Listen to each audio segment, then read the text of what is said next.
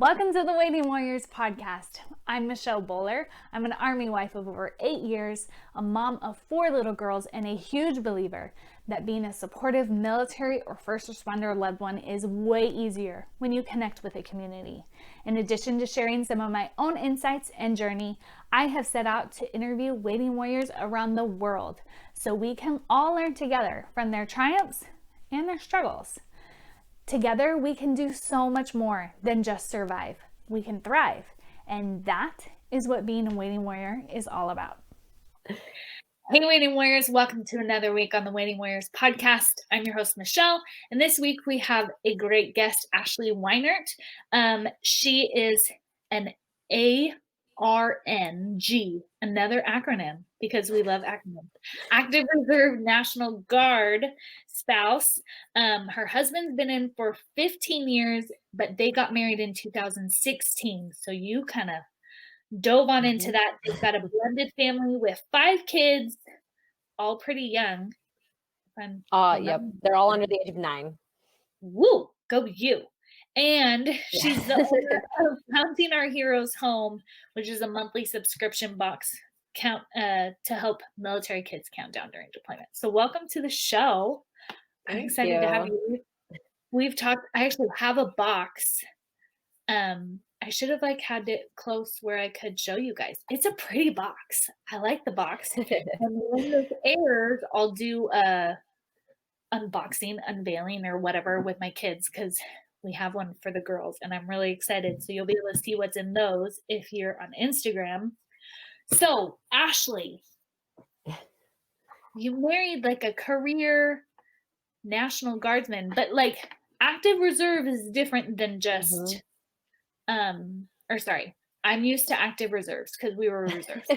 National Guard, because there's a difference apparently, and the guys get all fussy. But most people think of National Guard and you think of the people who just show up when there's a natural disaster or they drill once a month, but active National Guard is different, right? So tell us kind of how that is. What does his job and every day look like and how it impacts you guys? So he is not active. So he is just like Army National Guard. So his status is really just drilling once a month and then a couple weeks during the summer. Okay. So yeah, so he is. So the acronym ARNG is just Army National Guard? Yes. Yep. Guys, these acronyms will be the death of me. They will be the death of me. I don't know most of them. That one I know probably just because I see it on all of his paperwork, but most of the other ones are still new to me, but I should have looked that up. That's kind of embarrassing. Okay. Oh, well. Okay. But still, National Guard, he's not just a normal civilian, which I'm assuming you were used to. Yeah. So how was that transition? Because he'd been in for over 10 years at that point, right? Or right around 10 years? Yep. Yeah. So the interesting thing is that my husband and I have actually been friends since we were in high school. So we've always known each other even before he joined. And he enlisted at 17. So he knew very early on that he wanted to serve our community, and at the time just was really looking at more of that state guard duty that he could possibly get called up for. He had his grandparents had served, so it was kind of just family had served and knew all along that he wanted to serve. So when he did enlist, we were friends, so it was kind of I was familiar with it. But I always tell everybody, I dated someone in high school who wanted to be in the service, and I was like, I can't do that. I can't do that. I legitimately just didn't think that was something that I was cut out for. And I've been able to reflect more on that now as actually being a part, being a military spouse is you don't know till you know, you don't know what you don't know, and you don't know until you're in it, what it's going to be like. And I tell everybody too, I don't feel you hopefully fall in love with.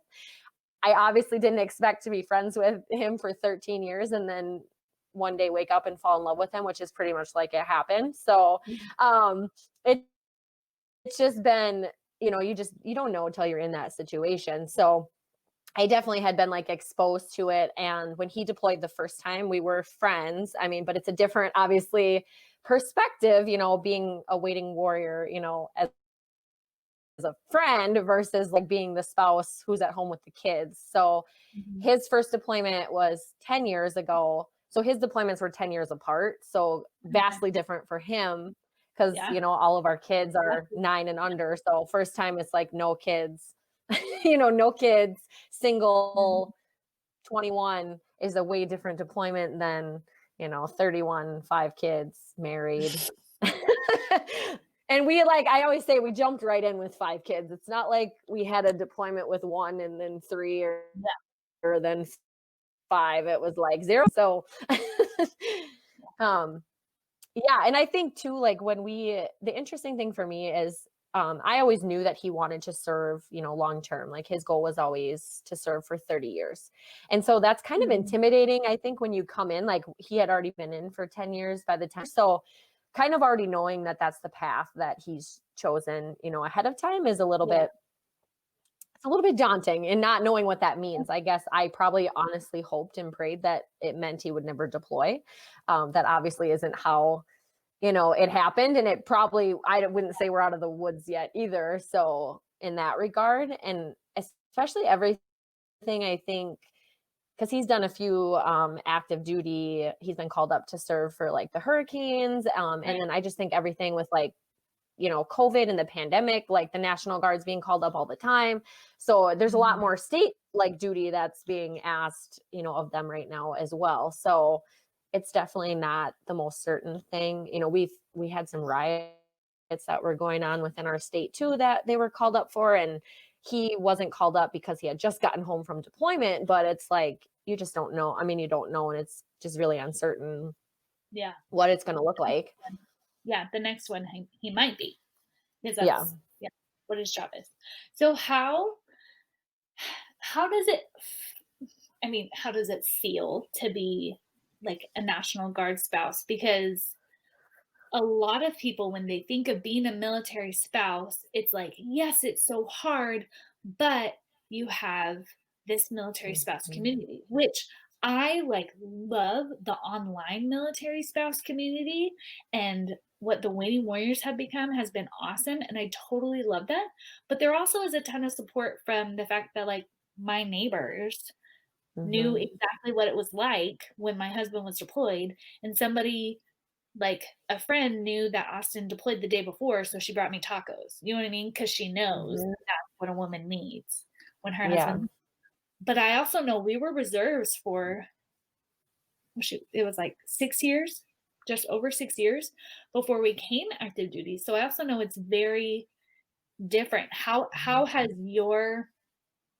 has that been for you? Because you went through a deployment, you had 5 kids, but did any of your neighbors military, or like, I mean, I assume they knew he was gone, but like, did they have a clue? Do you know what I mean? And I don't Yeah. think that anything Yeah. for civilians, but Yeah, it and I think that's probably, I guess, almost like the most terrifying part about finding out about a deployment, especially when you're National Guard, is that nobody, even from my husband's like squad, like because he was a squad leader, like nobody lived near us. Like everybody Mhm. lives so like spread out that it's like Yeah, I couldn't even get together to help support, other like wives and other family members because nobody even lives close together. Everybody's kind of right. spread out across the state. Some people from his squad lived in Minnesota. So it's like, it wasn't like we had this quick like community to access and be there to support Right. each other,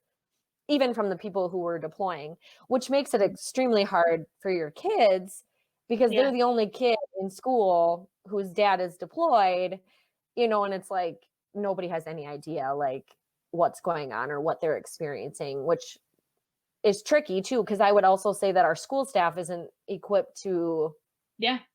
know like working with those kids, what that means and what you know, different things that they're going through. And I know that my background actually happens to be in school counseling. So it's like, I can understand a little bit from that perspective, but they really like, we don't live in a military like community where everybody's deploying all the time. Right. So it's really hard to get that kind of support for them. And I very much wanted to be involved with like our family readiness group and Mhm. join in on all the activities and get my kids involved. And essentially what happened is we had a leader and they left like very early in the deployment and they never replaced them. So it was like we didn't have anything the whole time. Yeah. So it ended up being like I was so excited to have these opportunities to bring my kids together with other kids who were going through what we were, and then it just never happened. So it's kind of like you just feel like you're like on an island. And I would say too, like our neighbors probably knew that my husband was gone, never once knocked on my door, never once anything. So, I mean, I was like, we had yellow ribbons around our tree. Like, I guess you know, you're like, you Yeah. sense your community probably knows. Luckily, I mean, the nice thing I say about being a National Guard family is that my family lives very close. Like, we live very close to all of our family. So Okay. I think that benefited me a lot, but you definitely don't have that built in support of people who understand. I mean, and I think too, like your first deployment, like I mean, I didn't already have people that had connected with. Like, I Right. feel like once you're in deployment, then you're searching for those online communities and places to, you know, get that support from other people. But Yeah. it definitely just isn't the same. And it's not like a built in support system like you would hope, especially like for your kids. Yeah. Yeah. So what did you like if you were doing it again, which I know you don't want to do it again,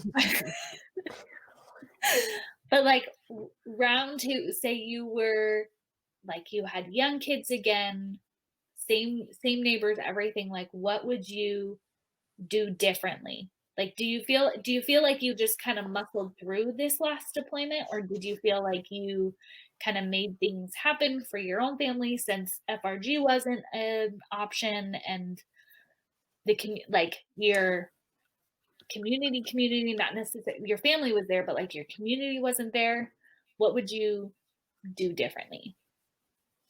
When I think a piece of that, a big reason why I started counting our heroes home is I created my own community. You know, I was like, if we don't have one, you Mhm. know, I'm going to create one for us. Like, I'm going Yeah. to create one for other families. And we obviously don't specifically serve National Guard families, but a lot of our Mhm. subscribers are National Guard families. And I think it's because they're trying to find that community. So I think, you know, I essentially created what didn't exist for me Yeah. in case there's somebody else out there who doesn't have a community, doesn't feel a sense of community. And one big thing too, like my kids write a note every single month to the kids that are subscribed because I want those kids to always feel like there are other kids out there that know what you're going through. Like if you don't have a community, you don't have other friends that know what deployment feels like or looks like they do. They understand it. They get it. So my kids are troopers and still willing to write those letters for me. But essentially, like I said, I created a community. So I think having the community to like I feel like now I have a platform to be able to Mhm. educate even my community on like Yeah. things like my kids' school didn't really do anything. You know, it's just like being able to now be like, hey, we have, you know, how can we help wrap around them and support them and just understand what they're going through. So I feel like deployment gave me the confidence now probably to feel like I'm a little bit more educated about deployment to be able to like know what we need. I think that's the hardest part is people always ask what you need, like how can I help you? But you don't always know what that looks like. You know, like you don't know what that looks like. And I think Yeah. especially if it's your first deployment or your National Guard and you're used to their not being supports in place, you don't know exactly what it is that you're going to need. And I imagine most people don't you don't know you don't know that you're going to struggle with something until you struggle with it Yeah, during you're struggling with it. Yeah. It's like deployment. anytime somebody asks me that, and I've tried like so hard to let go of my stubbornness just my Mhm. stubbornness and pride and, like, accepting help. But at the same time, I feel like when like, you're in a deployment and you have young kids, which, like, you didn't just like you said, like, you didn't have one with, like, 1 or 2, like, most of us, like, we go to the ocean and we play on the beach, and then we put our feet in the water, and then we, like, get to the point where we're surfing and boogie boarding and swimming in the ocean. You just, like, took a boat out and then We out just of jumped in the middle. Yeah. you just Mhm. jumped into the middle of the ocean, which, like, I am not, like, saying, "Oh, don't have a lot of kids and be in the military." Like, I have 4 kids, like, I that is not what I'm saying. I'm just saying Mhm. I like, slowly learned how to do it. You just jumped in. But, like, with the deployments, like, you have so much to do, so I felt like I couldn't even think of something that I Mhm. and this last deployment was, like, our 10th separation. Like, we out of the 8 plus years we've been married, he's been gone for almost 3 of those years. Like, this is not my Mhm. first rodeo. So you'd think I'd be able to come up with, like, a list of, like, "Yeah, you can do this, this, this." It's like, no, I just can't even think. Like, you just need somebody to be there when chaos ensues and, like, jump in, jump in. That's what we all need. We all need, like, a living nanny during deployments that's free. I feel like you switch into this, like, completely different, like, mindset, almost like autopilot, and so it's like you don't know what to ask for because you're just almost like living moment to moment. You're like, "We're just gonna do this," and it's I feel like once you start rolling with it, it comes naturally. I don't know, it did for me, and I think I was used to having 5 kids before he left, like, it's not like the Yeah. kids themselves, like, magically appeared before deployment, but I definitely for us, like, the longest time we had ever been separated before deployment was 3 weeks. So I feel Mhm. like, you know, once we I mean, the first 3 weeks felt like the end of the world, and then you get to the end and you're like, "Oh, well, that's like 3 weeks is like nothing now. We just did 13 months, like, easy peasy." Yep. His next summer training, you're gonna be like, "Oh, we're fine. We're It's weird because well, and everything is so different. I mean, I don't know exactly like how, with COVID, everything has been like fine." impacted, but like even his like drilling schedule, they've been doing stuff like online. So I feel like I still haven't quite had to deal with him like leaving, like because he'll leave for like a day and he comes back and it's like, okay, you were gone a day, because he's right back into his drilling schedule, but it's like until things I guess normalize, if we can say it like that, with COVID, like we really have no idea. Like they staggered like their drill start times, like they'd everybody come like 2 hours later and then they did stuff online, so it's like it's been really abnormal, so I feel like even that's not normal to like what we would expect. So I'm like, I don't even know what next summer is going to look like, when he goes away, for training. So it's like I feel like I haven't quite had to adjust to it, which is probably a good thing because I think Oh, my kids would have a hard time with that too. Like we haven't quite had to deal with the fact that dad had to leave again, even if it was for a shorter time. yeah, yeah. So what would you say to another spouse on their first deployment or particularly like a National Guard reserve spouse dealing with their first deployment with their kids? What are like some of the things that you learned to help with your kids? You don't have to do everything. I feel like I wanted to fill every single minute of my time because I felt like that would just make it go by so much faster. And Mhm. I always say, the pandemic was a blessing in disguise because it forced my family to slow down. Like, So he was deployed during the pandemic. yes, yep. So when did he leave and when did he come back? So he left in July of 2019 and he came back in August of 2020. Ooh,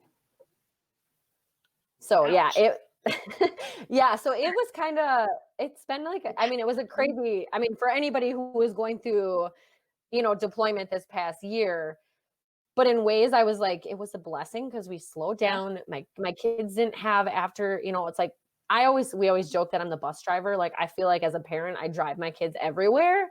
And it's Yeah. like just driving them to school, and they had activities. Like I got kids in gymnastics and in soccer, and it was like pandemic just like shut Mhm. everything down. And I'm like, that was probably the best thing ever. Like during a deployment to be like, I have nowhere to be. I literally have nowhere to be. Like it's hard in the sense that when you're the only parent home, you don't ever get a break. You're like, I'm just at Yeah. home and you feel like you've been at home for 300 days. Like, but yeah. But at the same time, it was like, but we don't have anything else that's pressing. We don't need to go anywhere else. Like we can just slow down because I felt like I had to schedule something every single day. Like I need my kids to be engrossed in activities all the time. And so I feel like that was a really big takeaway to be like, it's okay. It's okay to not have something planned. Certainly if you can go Yeah. do something, that's fabulous, but not to feel like you have to be going all the time. Because I think Yeah.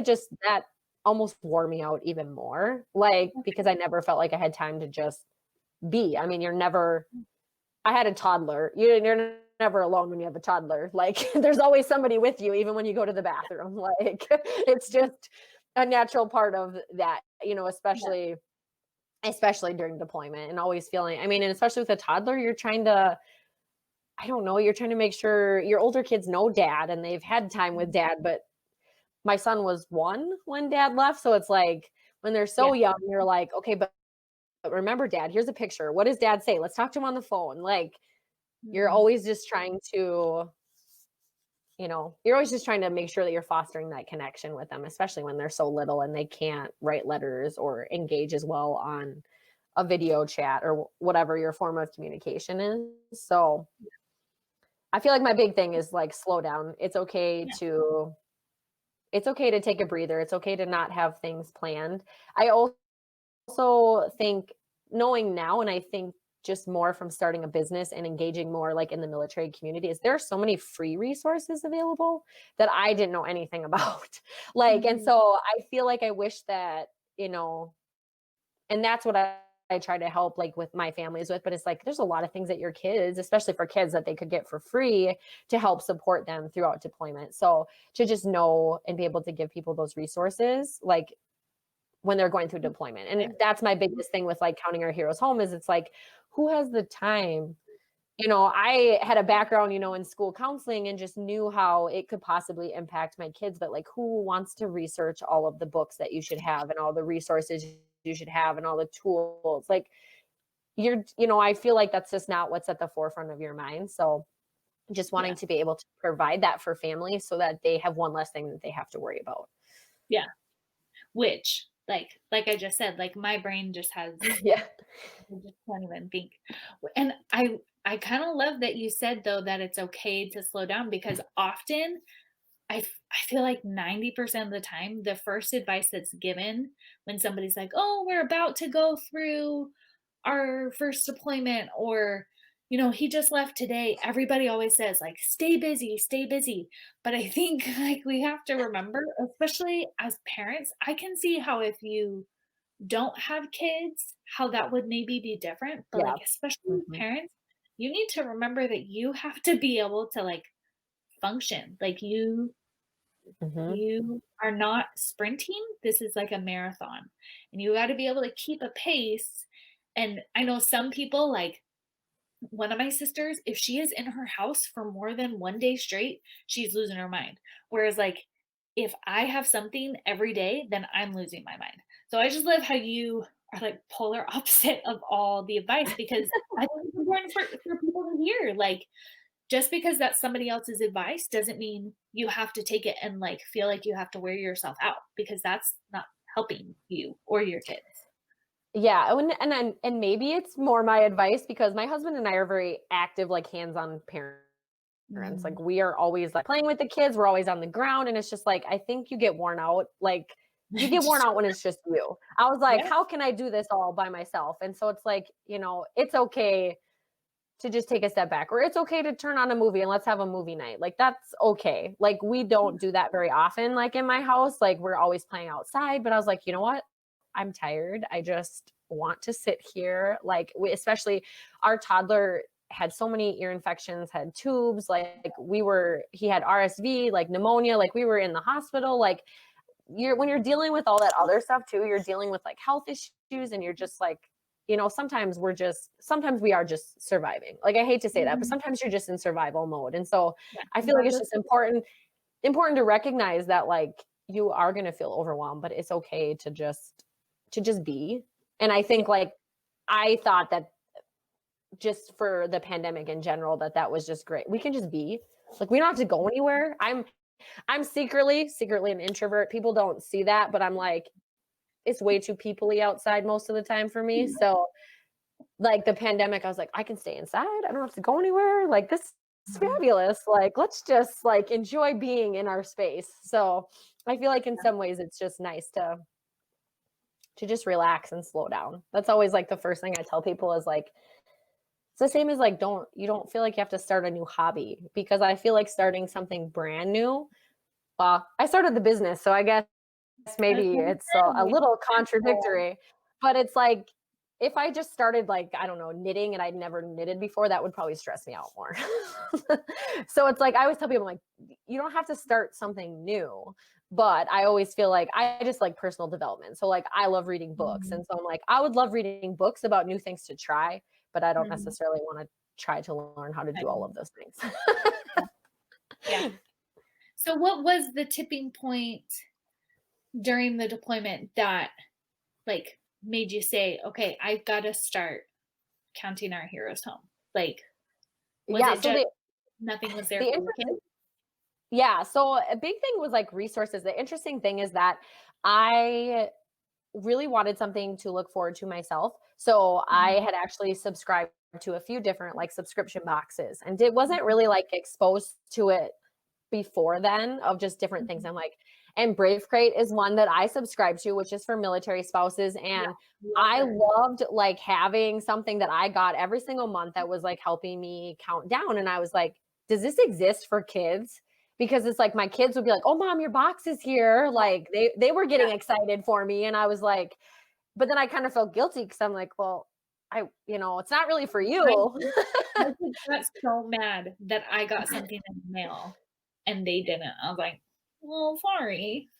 So it was like, I feel like a piece of it was that, like, I'm like, oh, okay, I like this. Does it exist for kids? It Mhm. didn't exist, it didn't exist for kids. So I was like, oh, well, that would be really cool. Didn't have a business background um at all. Just really knew more about it. So my background is in school counseling, and then I worked for our county health department, training on, like, trauma informed care. So I knew, like, how significant, like, traumatic events in kids' lives could impact them. And that's what I had spent, you know, and the career that I was still in before I started, counting our heroes home, was that field, where it was really working with kids and how to help them overcome, traumatic experiences and be resilient. So I was like, oh, yeah.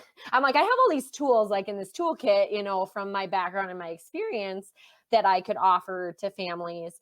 But Mother's Day 2020 was, like, the big, like, tipping point for me, because my husband is really good at making me feel special on Mother's Day. It's a day all about me. I don't have to work. I can rest. I can relax. And it just Mhm. was not that way this year. It Yeah. was extremely stressful. Like, I still was expected, to cook, clean, whatever. It felt like a lot. I mean, it just felt like a lot. And on top of, like, I was waiting for my 2-year-old to take a nap, because I was exhausted. I just wanted to snuggle with my older kids and, like, watch a movie, or, like, take a nap myself. And he refused to take a nap. And I Oh, just started crying. I just started sobbing. Yeah, we all have those deployment days where you just yeah. find yourself, like, sobbing. But it's like, I was just so overwhelmed, and I was like, I don't I mean, everyone's going to have that. I'm like, I don't want this for anyone else. I literally started counting our heroes home, I think, like, 3 days later.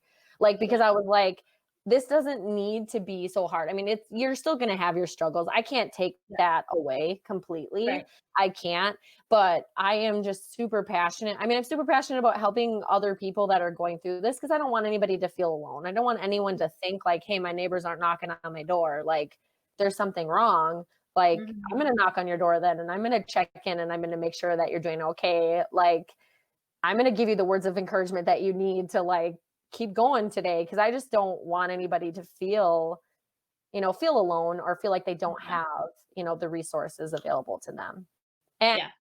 and give their kids that special, like, happy mail, that comes for them that they get to be a part of. Because obviously a huge piece of it is for the kids, but there's always some sort of resource or tool for the parents to help, conquer one skill or thing that they would be helpful during deployment or even outside of deployment as well. I like things to be like applicable across like all Yeah. settings because most of us are, military spouses forever. So Right. you need to still have those like skills. Yeah. Well, and I feel like most of the skills that you need during a deployment are just parenting. I mean, not just, but like they are parenting skills. But because we're in a deployment, everything's amplified and it's Mhm. like made worse. So if you get, I feel like what I got good at during deployment, like it was easy to do. Do you know what I mean? After, but it was Mhm. just parenting skills and like, emotional coaching and just all of those things that are in the parenting books, are on the blogs, people talk about, but like you Mhm. really, really get to practice them. You get to practice them in a deployment. So I love that you just are this big like resource bundle for the whole family. That's awesome. Yeah, I think and like I said, it's kind of like a built-in resource if you are, you don't live, I know not everybody lives on a base. Like if you don't live on a Yeah. base, you don't live by other military families, even if you're active duty, it doesn't, you might still not have your group of people. Maybe you Yeah. just PCS'd, like maybe you don't have like that support system. And I've actually had a lot of people that have reached out to me that are just like, I don't even have my family's support. If you don't even have Yeah. that, like we want to, I want to welcome everybody in like to my little cocoon and like help them navigate, what they need. And really, there are a lot of great communities. It's not like I need to create something brand new. Hmm. But I like that it's all, I mean, at least in this one, it's like we're all families with kids. Like, so if you got an issue, that you're trying to like troubleshoot, like we're all parents. Like, Yeah. and it's not particular to if you're just a wife, if you'd be a husband at home too, Mhm. so just being able to have that all encompassing community to welcome families in, to work through those different things. Yeah. When like it's like sometimes even if you live on post, that doesn't guarantee that you have neighbors that Mhm. have kids that understand and that you talk, or even like even if you do have that and you have like a somewhat solid community, that doesn't mean that you're able to talk to them all the time. Do you know what I mean? Like I don't think Mhm. I don't think anybody couldn't use more help. Do you know what I mean? Like Yeah. another reason for your kids, for you, that's never gonna hurt. Like it's only gonna help. When I feel like it kind of was like the perfect thing for a pandemic too, because a Yeah. pandemic kind of made it so you couldn't go out and do anything. Like you couldn't go visit your friends or your family or different things like that. So having like a safe way too to get those resources easy. I always say, I want it to be like pushing the easy button. Like you push the easy button and I'm going to send stuff to you. Like you don't have to worry about it. I'm just going to send it to you. But it's Yeah. so weird because it deployment seems like a distant memory. Like now, it's not even that far. I mean, we're not even that far removed. It seems like a distant memory, but I always, oh, I still feel like we're in reintegration, and reintegration Oh has yeah. been a stage in of itself. So, Yeah.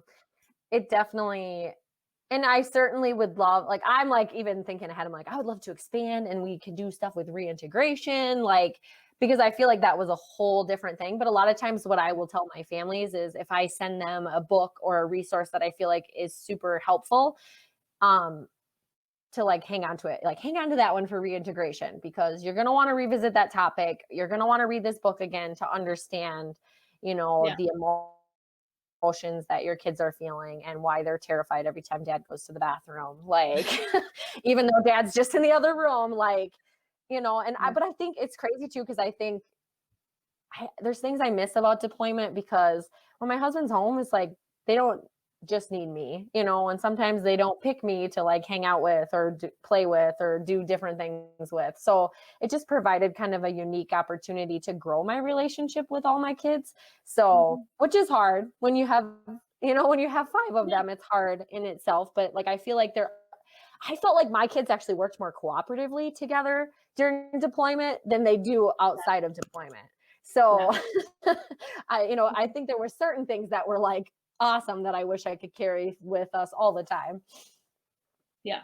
Well, it's funny. It's like not when you actually look at it, like pulled back and from when you're not like knee deep in it, you can see like it isn't all terrible. Like your kids learn things, you learn things, you work together as a family, like, and then yeah, there can be positives to it.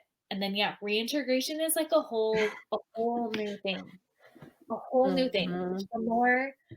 The more I talked about it when we were going through it, because again, like this was our Mhm. first deployment, but this was not our first separation by Mhm. any means. And we've cheated because Austin's a chaplain and he studied, like his master's was in military chaplaincy, and then his bachelor's was in marriage and family, something like that. I Mhm. should know that title. But something and like we learned principles to help us get through it, and then we're like practicing them along the way. And the more I talked about like those reintegration like tips and tricks and how to go through different things, the more I realized like, holy cow, nobody knows about this. Like, and Mhm. it's just hard. I feel like reintegration is just like okay, he's home, you have this wonderful beautiful homecoming, and then okay, hope you don't get divorced because this is about to be really hard. Like, just so you know. Like, it's like, no, Yeah. that's not how it has to be. It's not how it has to be. Um, so I'm excited that you're like thinking about more resources for that because that's needed. Um, last question. What is your key to thriving that you want to share with your fellow waiting warriors?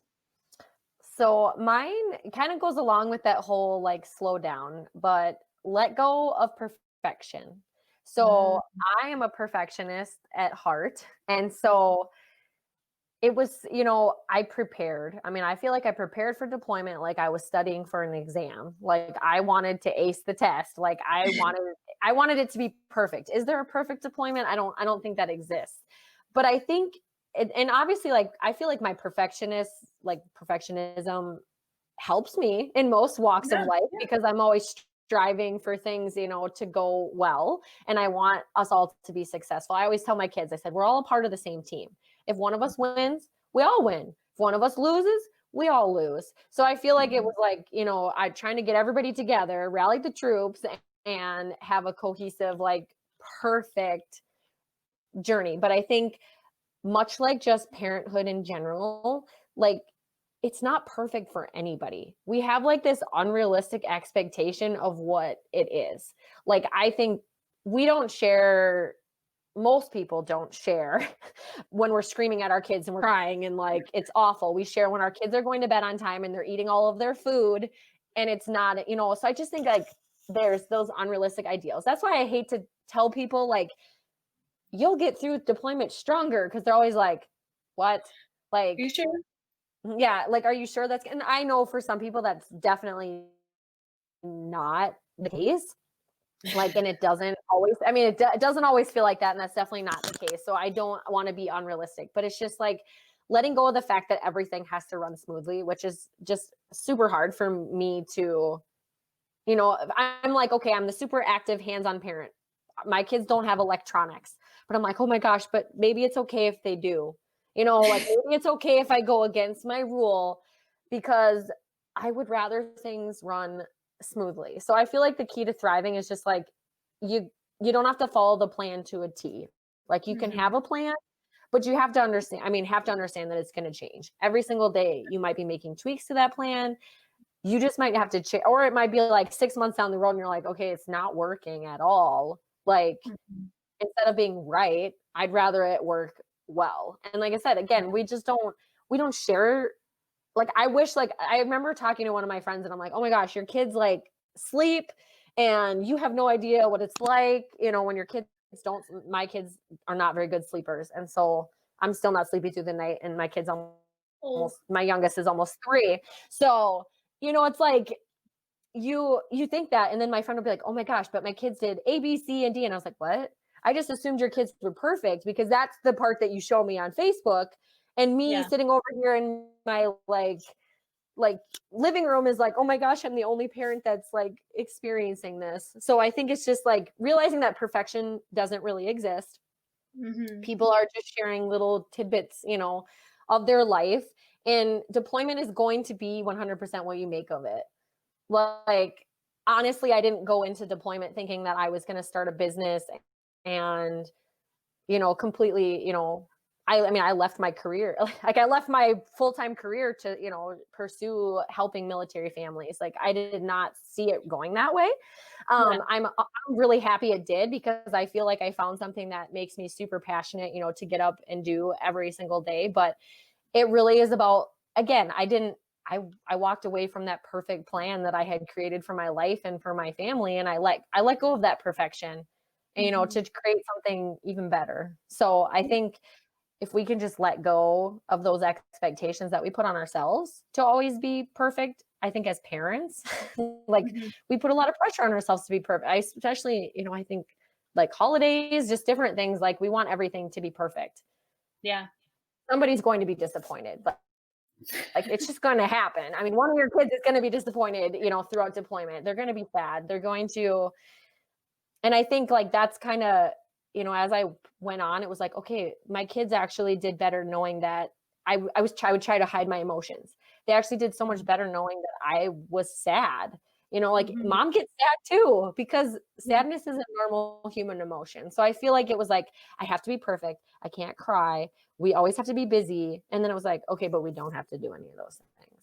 And like my daughter and I literally cried the one day, and I don't think our relationship was ever better than her being like, oh, you're sad that dad's gone too? Because I think my kids legitimately thought that I didn't care, and it was like, that's not true, but we try to put that shell of protectiveness around them that, oh, but it's all going to be okay. There's nothing to be worried about. Yeah. Like, so I just think, I mean, really, it's creating your own plan, and it doesn't have to be perfect. I love it. Just let go of that perfection. It's really hard. Which is super hard for me. We're just saying that you should do it. We're not saying that we're perfect at it, because we've let go of the idea of being perfect at it. That's awesome.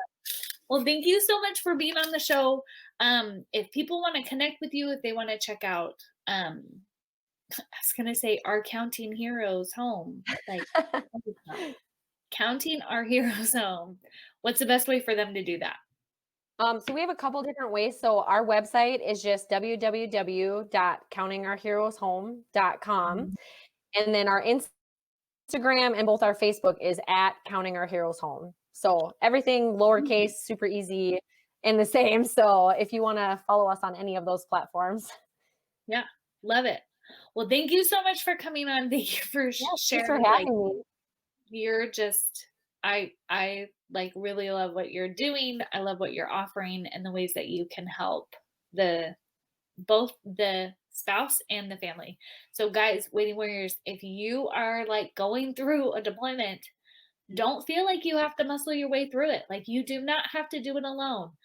Yes, you're listening to the podcast, so you're doing something, you have some community, you have positive things in your ear, but like, this is a tangible thing, something for your kids. Like, just don't muscle your way through it. There are good resources. Just use them. I've had people who have been like, I wish I knew about this sooner. So I feel like that always comes up, where people are like, I wish I knew sooner. And I'm like, I wish I had a way of knowing exactly when you needed us. Like, I wish I could like snap myself to getting you that information right away. But now that you found us, come and join us. Yep. Well, thank you so much for coming on the show. And Waiting Warriors, remember, just because it's hard doesn't mean it has to be miserable. Have a good week, guys. If you are loving this podcast, I would really appreciate it if you would leave a review. Reviews help other Waiting Warriors out there find this amazing community and resource. It will go a long way and only takes like 5 seconds. Thanks so much.